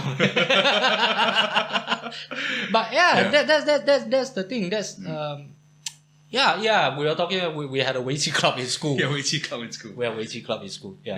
So we had Wei Qi. We had lion dance and martial arts started by me. We had Chinese orchestra. And for a couple of semesters, we had a Chinese calligraphy instructor come in to teach us Chinese calligraphy. So for a school, that's such a big contrast to my education. Yeah, so very different. Where the options I had were purely Western in nature because of how the school was started with Western traditions. Yeah, you were from Anglo-Chinese school. AC. Yeah, a mission school. Technically, we are rivals. Technically, we are rivals. I was from Victoria. Wow, my dad was from Victoria. Your dad's Victorian. My dad's from Victoria. Old Victoria around Jalan Besar. Yeah. The best football pitch in Singapore. Jalan Besar? The Jalan Besar campus. Yeah. They had the best football pitch in Singapore. Yeah. And why the Were you at that campus also? No, I was at Kallang. Now they are at East Coast. They've moved again? Yeah, many years already. More than a decade, I guess. They moved to beside VJC. So along the East Coast Parkway. So now VS and VJC are together. I see. No, I think a few streets away, maybe at most. Yeah. But why the heck would a Victorian let his son go to ACS, man? It wasn't intentional. My dad's original plan. Uncle, if you're watching this video, please let me know. My dad's original plan was to send me to Taonan. Then natural progression will be go to VJ lah. Which would have led to a very different outcome. Wait, Taonan was primary school. Taonan primary school. Yeah. So Taonan primary school, that was my dad's original plan. Yeah, very Chinese, very Chinese. Traditional Chinese. So my trajectory in life would have been, I think, a lot more closer to yours. Taonan, then Dunman. Yeah, but I think at the very last minute, my dad's friend said, "Why don't you consider this school?" Okay. And he gave it a try, and here I am, Western educated. Primarily. Fully westernized. But still with an appreciation for my roots. Yeah, of course. I mean, things would have been so much different. Yes. My language of choice would have been completely different. My worldview would have been different. Worldview would be different, but language, I don't really think so. We would still be... English is lingua franca. Yeah, I wish I could use Mandarin more than just phonetically. To be very frank, my Mandarin, I mean, among Singaporeans, I would be considered... It's more advanced, like 10 times more advanced than me. Among Singaporeans, but in the greater scheme of things, my Mandarin sucks. Like, really, it sucks. But you can read and you can get the the meaning. Yeah, and stuff like that. But conversational Mandarin, to be very honest, if I'm speaking to a mainlander or whatever, there's still that difference in level, to be very honest. They can use... I feel that very acutely when I speak to my Chinese students, and I try to converse in Mandarin, and their reaction to me is always to speak back English because Or next thank time, you for trying, but we don't thanks or understand no you. thanks. And you're butchering it. So next time you most probably like give me a moment, then you like call me on video or something, and then I'll be the translator. Can you speak to my upgrade? And you know what's the best part? Those Chinese students will once again tell you, we speak English. Then we really know our standards. Yeah, our standards here are not high. And to be very honest, although, like I say, I'm not boasting or whatever, it's like my Chinese standard in Singapore is considered pretty alright. Yeah. I mean, I was almost a Chinese teacher. So, And you did higher Chinese, which is... no, I did not do higher Chinese was after my batch, after see. our batch. Yeah. Our time, no higher Chinese. Okay. Yeah. So, Chinese major in NIE. Yeah. I recall you did the exam another time. To get the score you O-levels, wanted. yeah, Yeah. A2 to A1. Yeah. A1 for Chinese is super rare in Singapore. Very rare. Super very rare. rare. Very Yeah. rare. Yeah. Apart from a handful that really comes from very traditional families and stuff like that, it's not common. Yeah. So, especially for a blue-collar kid like myself, the ones that really do very well are either like people from your family, your kind of family where it's English educated for a couple of generations, or those whose parents were the Chinese educated ones from the 60s and the 70s. So they already have the established economical foundation for them to they have that head start. Let's put it this way. So yeah, I came from a blue collar family like I mentioned before, and for some weird reason this is how I turned out, with a very strong Chinese background, but at the same time also considered a native speaker of English. I think people like me are what Lee Kuan Yew intended back then when they competent in both. When they established the education system and the syllabus system. the bilingual system in Singapore. I think this was what they intended to produce people like me. The Unfortunately, consequence is more people like me who's only good at one. or on the other end of the spectrum, people who can't do either. And still speak dialect or a mishmash of the local patois. So that I mean, it is what it is. It is what it is. But it also, I mean, if the Singaporean education system in terms of language really worked out as intended, it would actually create a very, very important population in the world. You will have a few million people that has a very, very open worldview that has influences from both the East and the West, and Yes, that correct. could be a very good facilitator, Yeah. which is basically the role that our Conduit, country... the bridge, Yeah. the gateway, we've been described as that before. Yeah, but the thing is, we could have done a so much better job at it, and we would have so much more capable people to do it.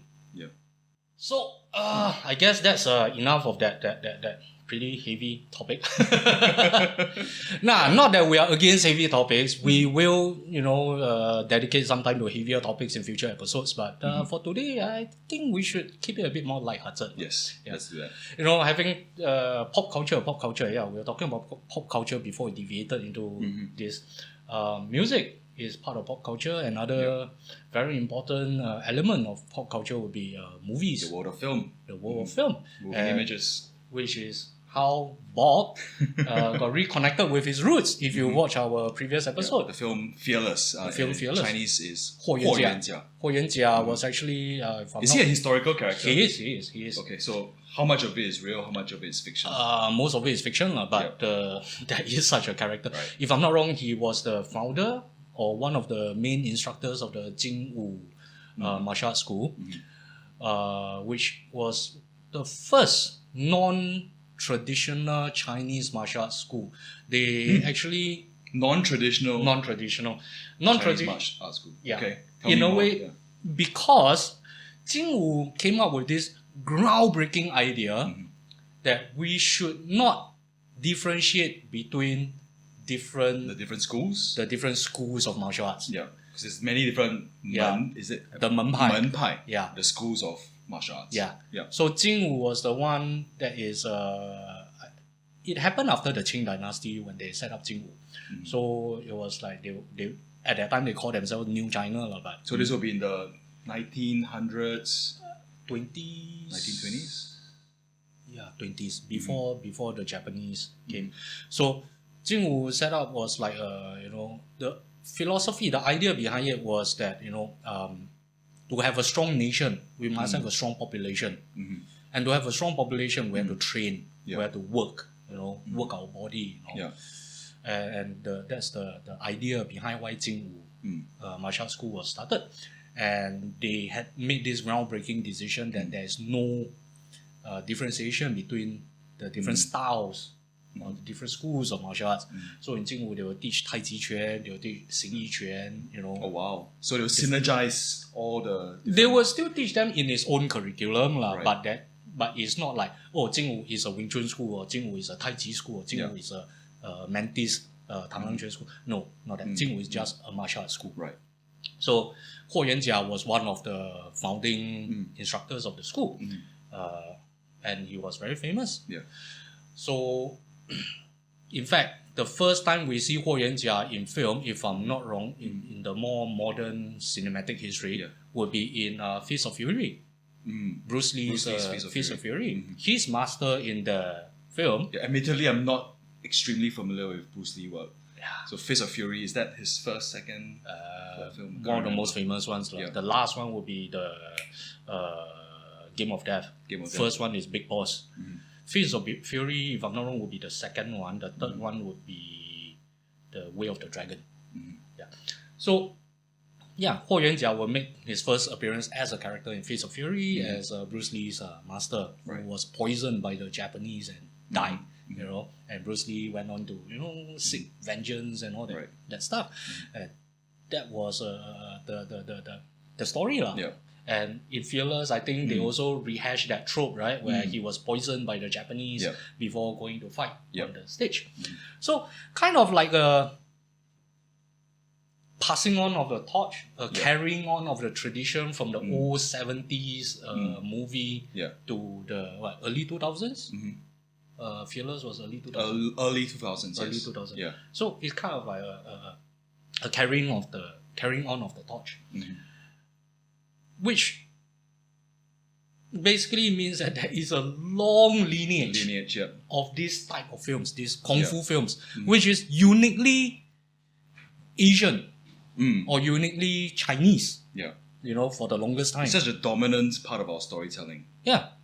And surprise, surprise, this was a genre that was founded by Shaw Brothers. Really? Wow. Yeah. Shaw Brothers basically is they don't care about cinematic art. Right. They care about commercial cinema. Right. They give mass the audience consumption. Mass give consumption. Them what they want. Give them what they want. Yeah. So they will always be the way they operate. Shaw Brothers back in the days will be they will always be collating data before even big data is a thing. They'll be collecting data, see what people want, putting a pulse on what people desire. Yes, I mean, remember this is back in the 50s. They were doing that already. Yeah. That's why they're so successful. Yeah. So over time, they realized that the audience want more blood. They want more sex. Sex and violence, it always sells. So the audience wants that. And so they started making movies with more and more action, more and more sex and stuff like that. But of course, these two started deviating. Whereas you start to have these erotic films. Yeah. It moved in one direction, is erotic films.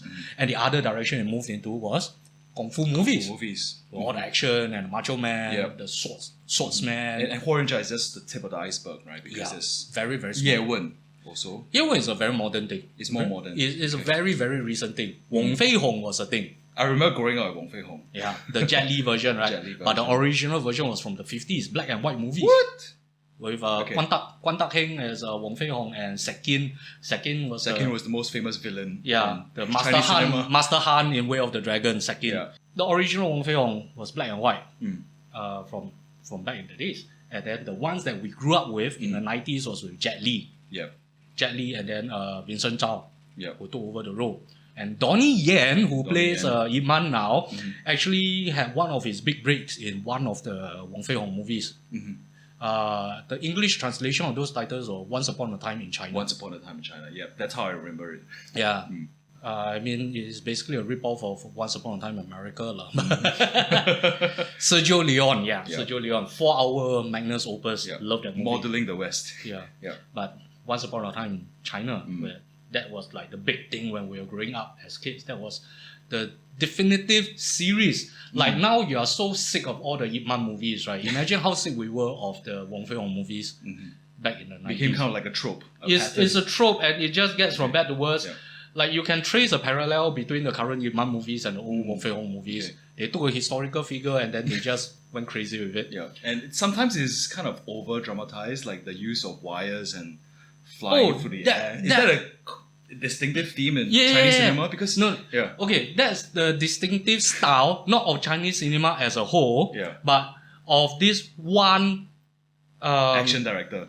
Yeah, action choreographer. I see, action choreographer. Who is so into this whole wire works. If I'm not wrong, the choreographer for the whole Once Upon a Time in China series was this guy called Chen Xiaodong. Okay. He was the one that actually really popularized the whole wire work thing. Right. Like okay. over Which made over the the Wu top. Yingjiao, the no shadow kick possible. I love that guy. Oh, Wu Yingjiao. Yeah. Okay, you know, after the podcast, I would tell you what real Wu Yingjiao is. It's not that stuff you see. That's like the dramatized It's totally version, different. where you can have airtime like 50 kicks. Yeah, you jump into the sky, you kick someone 15. Anti-gravity. Yeah, it's like, and then you travel a distance of like 100 meters or whatever. That's like, I It's don't know. gone too far. The audience love it. I did not really like it. I think being a practitioner myself is like, that just doesn't sit It's right too far with me. from the fact. But still, it was very popular. But all this... The no shadow kick. No shadow kick. There is such a thing as a no shadow kick. Yeah. Yeah. But anyways, just for another trivial, why was it called a no shadow kick? Not because you can jump up and kick very fast or whatever. No shadow kick. It's so quick. It's not quick. It's because the angle it comes at you, you can't see it. You can't see the leg coming at you when it kicks. Wow. That's why I call it no shadow It's kick. hidden meaning I did not know before. Yeah, that's the actual no shadow kick. 无影脚, 无影脚. Basically, it's a technique that it's a kicking technique that the opponent, would not even expect that kick to come. And even after being hit, he will not even see the shadow of that kick. That's why I call it a no shadow kick. I see. So that's a trivial for you. Yeah. But the thing is, this is just a continuation of what came before, all the way back from the 70s, where this whole martial arts movie genre became a big thing, especially after the Bruce Lee era.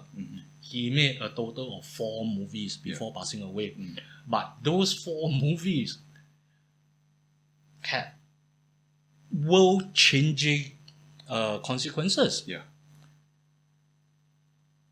I can tell you for a fact that I have many friends in the West, in America specifically, Yes. who knows more about Kung Fu movies than me. Wow. Who watch more Kung Fu movies. How do you feel about that? It's like, good for you.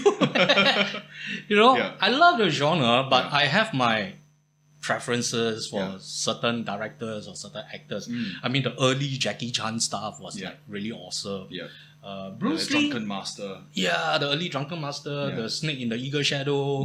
The early Jackie Chan stuff, the 70s to the 80s. Yeah. And then Bruce Lee stuff, I'm okay with it. I'm not really into the whole Bruce Lee movie thing. Then but my favorite, is the Lau brothers productions of these Kung Fu movies. Gordon Liu. Gordon Liu. You know Gordon Liu. Iconic with the bald head. Yeah. Yeah. And for those of you who don't know, He still appears in Hollywood today. No. Oh, He had a stroke a he's decade passed ago. on. No, a decade ago or something. see. He's in a home in Canada now. I see. A hospice in Canada. So for those of you who don't know who Gordon Liu is, if you watch Pulp Fiction, the Park Mei in Pulp Fiction, the old Chinese guy who taught Uma Thurman the martial arts, the 5-point death punch or whatever. With the super long eyebrows. Yeah, white eyebrow. His name basically means white eyebrow, in the movie. So that's Gordon Liu. Together with his brother Liu Jialiang, Gordon and Liu Jiahui, Liu Jialiang. Then, if I'm not wrong, there was a third brother who I don't think was on screen but was working in the background. And interesting trivia, their father was a disciple of Fatty Wing, Jiu Wing, who was a disciple of Wong Fei Hong. Oh, wow. Okay. So there is a direct lineage, Wong Fei Hong, Jiu Wing, then the Lau brothers' father, then pass on to them. And there's another lineage that actually leads to Zhu Jileng, which was the guy that starred in Kung Fu Hustle. Wow. The tailor in that movie, if I'm not wrong. Yeah, his father was Jiu Gao, who was another disciple of Jiu Wei. Kung Fu Hustle is a more recent very comedy. Also early 2000s lah. Also early 2000s. Stephen Chow. Stephen Chow directed and starred. And it had a lot of iconic Kung Fu what actors. Basically all the inhabitants of Pig-Style Alley in the show were famous, very, very famous Kung Fu actors from back in the 70s. So it's interesting that they're parodying themselves. And the thing is, right, a lot of them were actually retired. So they came out of retirement. They came out of retirement for the film. You haven't seen it, you gotta catch it. Kung Fu Hustle. What's it called in Chinese? Kung Fu. Kung Fu? Just Kung Fu. Just Kung Fu. But English title Kung Fu Hustle. It's a comedy with, if you want to look deeper into it, there is actually a certain philosophical angle to it if you want to. It's also set in the 20s? Is that around the time? Yeah, around that time. 20 Shanghai. The set looks like Shanghai of that era. And you hear jazz in that. You hear jazz in that film. X-Gang, right? The big band stuff, come out when they're dancing. You wouldn't expect that in a Kung Fu film, will you? So imagine Kung Fu Hustle basically is like if, Quentin Tarantino made The Hateful Eight as a tribute to the old... I do recall he was very influenced by these Kung Fu genre. But Tarantino, when he made The Hateful Eight, it was like a tribute to the old spaghetti westerns. Right. The westerns. When he made Hateful Eight. Kung Fu Hustle is kind of like a tribute to the 70s Chinese Kung Fu film genre. I see. Like a love letter. Kind of, So the parallel is there. The main villain was Leong Xiu Long, who was a very famous Kung Fu actor back in the days. And for your information, a lot of these 70s Kung Fu actors were real martial artists who ended up in the film industry. I can do another episode, about this. Like if we wanted to, there's whole social reasons, social economical reasons for why it happened. But it was a unique position, it was a unique time, and somehow or other, a lot of martial artists ended up in the film industry in the 70s. So they had to pivot from their craft to entertainment. I mean, Sammo Hong, Yuan Biao, Jackie Chan, They're from the same school? They are all from the same school with Yuan Hua, Yuan Qiu, the landlord and landlady in Kung Fu Hustle. They were all from the same school. So funny. They were all from the same school. Opera school. Chinese opera school. So they were... Oh, there was a film called Painted Faces. Yes, Qi Xiaofu. Qi Xiaofu. So that's actually the real story of that. A dramatization of Jackie Chan and all their childhoods. So a lot of these action stars were actually from Chinese opera schools. Wow. But the thing is, when they grew up, there's no demand for Chinese opera anymore. Correct. New form of entertainment. The time of television, the time of broadcast. No, not television yet, but movies. Movies, cinemas. Television will be popularized a bit later. I see. But, around the same time. But the thing is, they can't be opera actors anymore because the audience is so limited.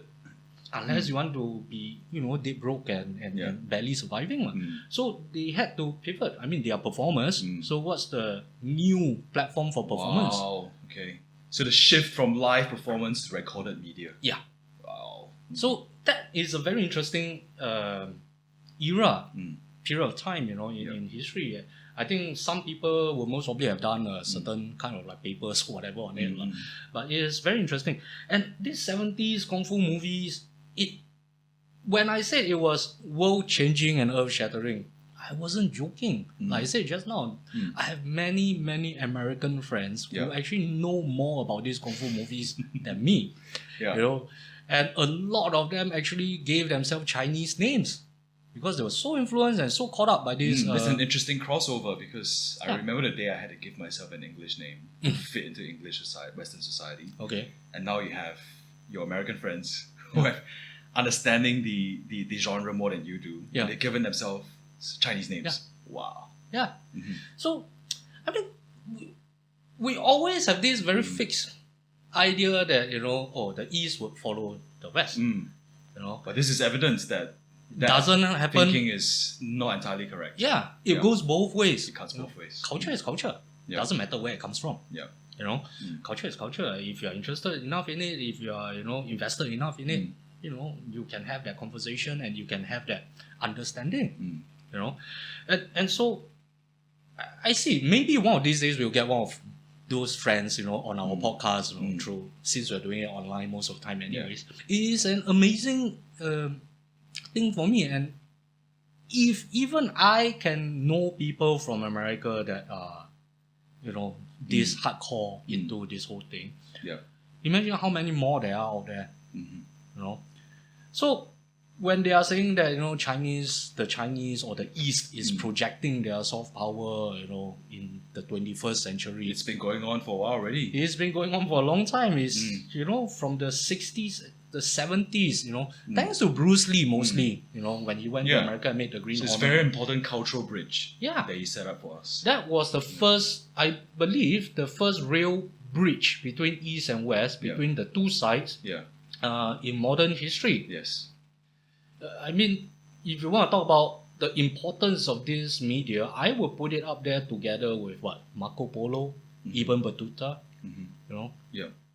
because they played the same functions. These Kung Fu movies and these great explorers, they played the same function. They brought They brought foreign two cultures and two worldviews together. They introduced a new foreign culture to the established audience. And this, until today, I it must be some kind of a fluke, in the timeline that it happened this way, that of all things, China can try however hard they want. Anyone can try, anyone in the East can try however hard they want to have an official narrative, to try to push their influence. And none of that works half as impactful. well. Now that were half as impactful as a couple of pulp movies.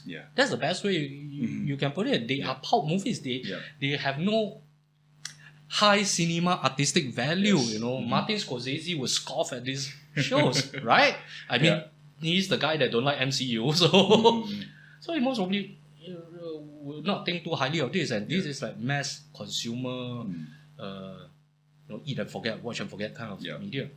And it created such a big impact in bridging the two different cultures together. And that I think is really, really Isn't there a band, hip-hop group in the US? Wu-Tang Clan. Wu-Tang Clan was based off Wu-Tang? one of the schools of martial arts. Yeah, based on Wu-Tang. And Wu-Tang goes back a long way. I'm not sure what its history. A couple 100 years, at least. A couple 100 years. And one of Wu-Tang Clan's member, RZA, RZA became a director. And he directed American Kung Fu movies. What's that? What's that show? Something Iron Fist, not the Marvel Iron Fist. Not that.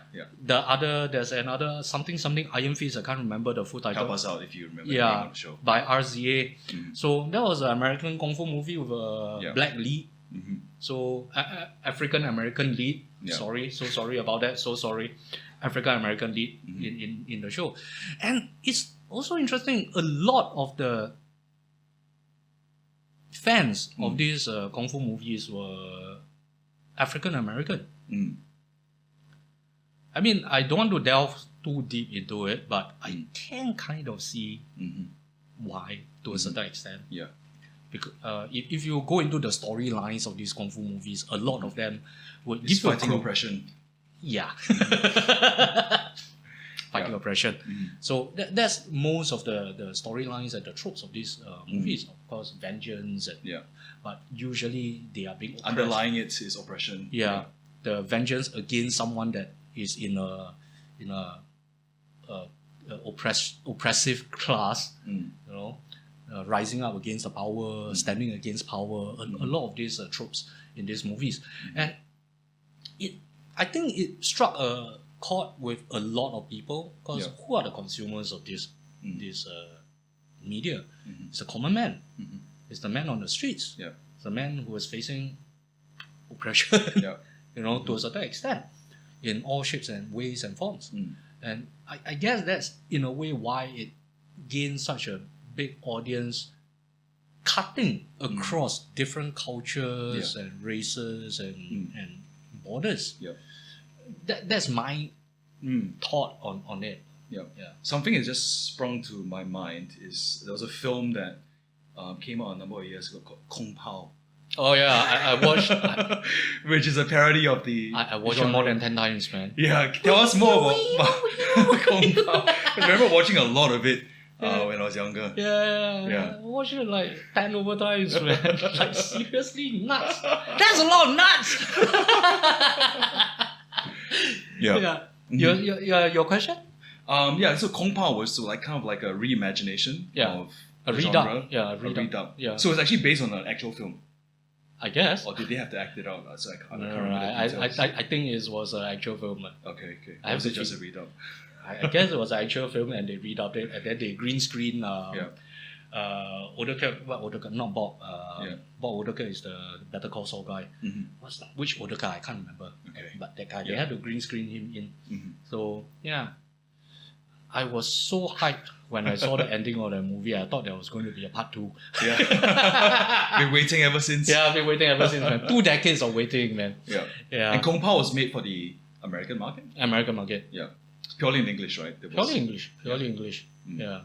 But that was an interesting one. You see, you get stuff like Kung Pao, you get stuff like what do you call that? Kill Bill. All these movies that actually take a lot of it's like a tribute to old Chinese kung fu movies from like really American studios and stuff like that.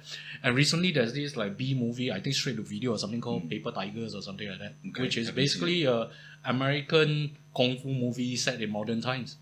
Yeah, it's interesting. Yeah. You should check it out. Okay. Paper Tiger. Yeah, Paper Tigers. Yeah. Okay. So that's an interesting one. But yeah, kung fu movies. I think we should actually do an episode on this as well. We should react. We should react, man. How many of you think that we should react to music videos and kung fu movies, man? Let us know in the comment section. Comments, please. Yeah, we'll do some reaction videos if there's enough demand for it. Yeah, it's always about demand and supply. But anyways, I guess time is kind of up here. Went on for like what? Almost 2 hours. Almost 2 hours. Almost 2 hours. Almost 2 hours. No more 2.5 hour episodes. Can't take it. So I guess we'll end things here. We are looking forward to hearing from you. What do you want us to react to? Movies, music videos, bands. Let us know, man. And what would you like us to talk about? Regarding how to bridge the two sides. Yeah, bringing the two sides together. Yeah. How do we start the conversation between the East and the West? How do we carry on the conversation? Let us know. And I guess with that, on that bombshell, that's all for today, and we'll see you in the next episode. Take care and farewell. This has been the Both Sides Now podcast. Episode 5.